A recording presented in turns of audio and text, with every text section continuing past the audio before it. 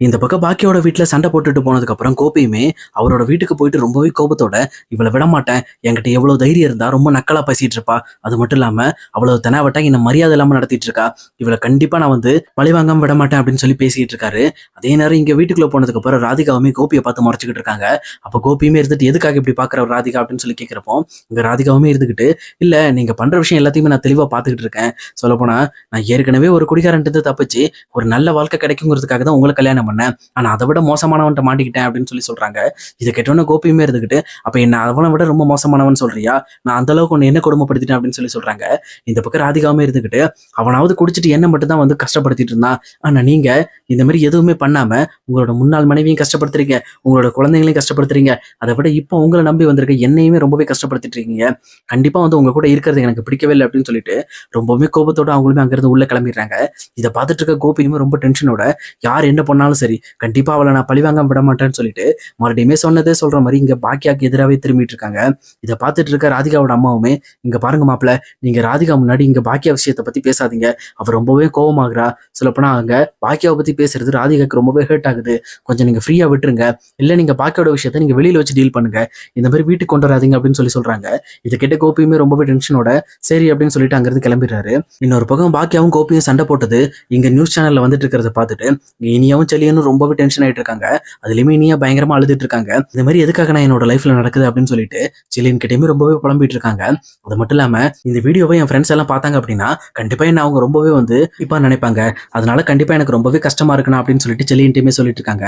இந்த பக்கம் செல்லியனுமே சரி விடுமா, சரியாயிடும் விடு, இன்னும் கொஞ்ச நாள் தான், அதுக்கப்புறம் எல்லாமே சரியா வந்துடும் அப்படின்னு சொல்லிட்டு அவங்களுமே இனியா ஆறுதல் சொல்லிட்டு இருக்காங்க. பட் ஆனா இனி அது எதையுமே ஏத்துக்காம ரொம்பவே ஃபீல் பண்ணிட்டு தூங்கிடுறாங்க. அதுக்கப்புறம் எப்போ போல எந்திரிச்சு அவங்களுமே காலேஜ் கிளம்பி போயிடுறாங்க.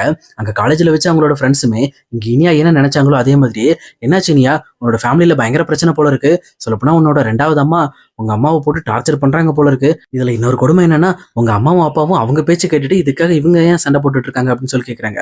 இது கேட்டோன்னே இந்த பக்கம் இனியாக்கு பயங்கரமா கோபம் வர ஆரம்பிக்குது. இந்த மாதிரி விஷயத்தை பத்தி என்கிட்ட பேசாதீங்க அப்படின்னு சொல்லிட்டு இனியாவுமே அவங்க ஃப்ரெண்ட்ஸ் கிட்ட ரொம்பவே கோவப்படுறாங்க. அப்ப கரெக்டா அதுல இருந்து ஒருத்தருமே என்ன இனியா நாங்க நடக்கிறதான்னு சொல்லிட்டு இருக்கோம், இந்த ராதிகான்றவங்க அவங்க அப்பாவை தூண்டி விட்டதுனாலதான் அவங்களுமே அவங்க அம்மாவை இந்த மாதிரி டார்ச்சர் பண்ணிட்டு இருக்காங்க அப்படிங்கிறத நாங்க ஒன்றும் சொல்லலையே, நியூஸ்ல தானே வந்துட்டு இருக்கு, அந்த விஷயத்தை தான் உங்ககிட்ட சொன்னோம், இதுக்குன்னு எங்க கிட்ட கோவப்படுற அப்படின்னு சொல்லி சொல்றாங்க. இது கேட்க கேட்க இந்த பக்கம் இனியாக்குமே ராதிகா மேல ரொம்பவே கோவம் வர ஆரம்பிக்குது. சொல்லப்போனா அப்பா இந்த மாதிரி டெம்பர் ஆகிறதுக்கும் அம்மா மேல கோவப்பட்டு திட்டுறதுக்கும் காரணம் ஒருவேளை ராதிகாவா தான் இருப்பாங்க அப்படின்னு சொல்லி நினைச்சிட்டு எதை பத்தியுமே கவலைப்படாம காலேஜ்ல இருந்து அழுதுகிட்டே வராங்க. வந்தது மட்டும் இல்லாம டைரக்டா ராதிகாவோட வீட்டுக்கு போயிட்டு இந்த பக்கம் ராதிகாவை பார்த்து உங்களுக்கு இப்ப நிம்மதியா அப்படின்னு சொல்லி கேட்கறாங்க. இங்க ராதிகாவுக்குமே ஒண்ணுமே புரியல, என்னாச்சு நீ அப்படின்னு சொல்லி கேட்கிறப்போ என் பேரை கூட சொல்லாதீங்க, நீங்க என் பேரை சொல்றது கூட உங்களுக்கு அருகதை கிடையாது, எங்க அப்பாவை தூண்டி விட்டு சம்பந்தமே இல்லாம எங்க அம்மாவோட வாழ்க்கையில விளையாண்டுட்டு இருக்கீங்க, இப்ப எங்க அம்மாவும் அப்பாவும் ஒருத்தருக்கு ஒருத்தர் பேசாம ஒரு எதிரி மாரி சண்டை போட்டுட்டு இருக்காங்க, இதுக்கெல்லாம் காரணம் நீங்க தான், எங்க அப்பாவோட வாழ்க்கையில எங்க அம்மா மட்டும் இருந்த வரைக்கும் எந்த ஒரு பிரச்சனையும் கிடையாது, ஆனா நீங்க என்னைக்கு எங்க அப்பாவோட வாழ்க்கையில வந்தீங்களோ அன்னைக்கே எங்களோட வாழ்க்கை எல்லாமே முடிஞ்சிச்சு, நீங்க இப்ப சந்தோஷமா இருக்கீங்க, ஆனா எங்க அம்மாவும் அப்பாவும் ரொம்பவே சண்டை போட்டுட்டு இருக்காங்க, அவங்களுக்கு கீழே இருக்க நானும் எங்க அண்ணன் செல்லியனும் ரொம்பவே வருத்தப்பட்டுட்டு இருக்கோம், ஆனா நீங்க இதை பத்தி எதுவுமே கவலைப்படாதீங்க, நீங்க பாட்டுல சந்தோஷமா இருங்க அப்படின்னு சொல்லிட்டு இது பக்கம் இனியாவே ராதிகாவை திட்டாங்கிறது கிளம்பிடுறாங்க. அதே நேரம் இனியாவுமே அழுதுகிட்டே இங்க ராதிகாவோட வீட்டை விட்டு வெளியில போகும்போது கோபியுமே பார்த்துட்டு என்னாச்சுமா அப்படின்னு சொல்லி கேட்கறாங்க. ஒண்ணு இல்லப்பா அப்படின்னு சொல்லிட்டு அவங்களுமே அங்க இருந்து டேரக்டா பாக்கியோட வீட்டுக்குள்ள போயிடுறாங்க. ஒரு பக்கம் இங்க பாக்கியோட வீட்டுல ஈஸ்வரியுமே சரியா சாப்பிடாம தேவலாம பிரச்சனை பண்ணிட்டு இருக்காங்க. இதை பார்த்துட்டு இருக்க பாக்கியாக்குமே பயங்கரமா டென்ஷன் ஆயிட்டு இருக்கு. இந்த மாதிரி அவங்க பையன் பண்ண தப்ப மறைக்கிறதுக்காக அவங்க என்னெல்லாம் பண்ணிட்டு இருக்காங்க பாருங்க அப்படின்னு சொல்லிட்டு இங்க ஜெனியுமே சொல்லிட்டு இருக்காங்க. இன்னொரு பக்கம் செல்வியுமே இருந்துகிட்டு, அக்கா நீ ரொம்ப டென்ஷன் ஆகாதக்கா, முதல்ல நீ சாதாரணமா இரு, உன்னோட வேலையை நீ பாரு, ஆட்டோமேட்டிக்கா அவங்களே பசிச்சா எடுத்து சாப்பிடுவாங்க, நீ அவங்க விஷயத்துல போய் தலையிட்டு இருக்காது அப்படின்னு சொல்லிட்டு இந்த பக்கம் பாக்கியாட்ட சொல்லிட்டு இருக்காங்க. ஆனா பாக்கியாக்குமே மனசு கேட்காம, அத்தை நீங்க ஏன் இப்படி பிடிவாதம் பிடிக்கிறீங்க, முதல்ல சாப்பிடுங்க, உங்களுக்கு ஏற்கனவே பிபி பிரஷர்னு நிறைய பிரச்சனை இருக்கு, நீங்க இப்படி சாப்பிடாம இருந்தீங்கன்னா உங்களுக்கு தான் பிரச்சனை ஆயிடும், சாப்பிடுங்க அப்படின்னு சொல்லி சொல்றாங்க. ஆனா இங்க ஈஸ்வரியுமே மறுபடியுமே பிடிவாதம் பிடிச்சிக்கிட்டு, என் பையன் மேல நீ கொடுத்துருக்க கேஸை முதல்ல வாபஸ் வாங்கு, அவன் மேல எந்த தப்பு இல்லாம அவன் வெளியில வரணும், அவன் மேல மறுபடியுமே ஜெயிலுக்கு போக கூடாது, நீ இவ்வளவு தூரம் அவனுக்கு கொடுத்த தண்டனையே அது பெரிய விஷயம், இதுக்கு மேல அவனுக்கு கொடுக்க வேண்டாம், நான் சொன்னதை செய் அப்படின்னு சொல்லி சொல்றாங்க. ஆனா பாக்கியாவுமே என்னோட எண்ணத்தை எப்பவுமே யாராலையும் மாற்ற முடியாது, நான் முடிவு பண்ணிட்டேன் அவ்வளவுதான், அவர் கண்டிப்பா அவர் பண்ண தப்புக்கு அவர் தண்டனை அனுபவிக்கணும், அதனால நீங்க சொல்றதுனால என்னால அதை மாத்த முடியாது அப்படின்னு சொல்லிட்டு பாக்கியவுமே அங்கிருந்து கிளம்பிடுறாங்க.